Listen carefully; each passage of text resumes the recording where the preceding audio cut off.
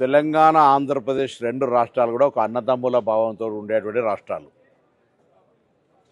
తెలంగాణ తుఫాన్లో మునుగుతుంటే కూడా మేము ప్రకృతి అనుకుంటున్నాం తప్ప ఆంధ్ర ప్రజల తప్పు పడతలేదు.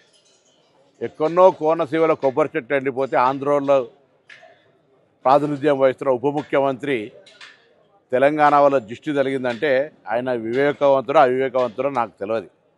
నేను ఆ మిత్రపక్షంకు బాధ్యత వహిస్తున్న తెలంగాణ భారతీయ జనతా పార్టీ నాయకత్వం ఆయన పట్ల స్పందించాలని కోరుతా ఉన్నా. అదేవిధంగా ఆంధ్రప్రదేశ్ ముఖ్యమంత్రి గారు కూడా స్పందించాలి.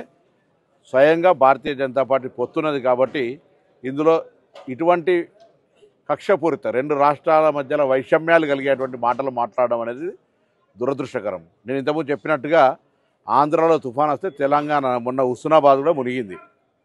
మేమేం ఆంధ్ర ప్రజలను తప్పుపడుతున్నది ప్రకృతి వైపరీత్యం కింద భావిస్తా ఉన్నాం. అక్కడెక్కడో చెట్లు ఎండిపోతే మమ్మల్ని దృష్టి కలిగిందని నిందిస్తే ఇది తెలంగాణ పౌరులకు అవమానం.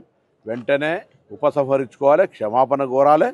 భవిష్యత్తులో ఇటువంటి వివక్షపూరిత మాటలు మాట్లాడద్దు, విజ్ఞతగా వ్యవహరించు. ఉప ముఖ్యమంత్రి అయినా ఇంకా సినిమా నటుడు కాదు, కొంత బాధ్యతగా నేర్చుకోవాలని చెప్పి నేను ఈ సందర్భంగా కోరుతా ఉన్నా.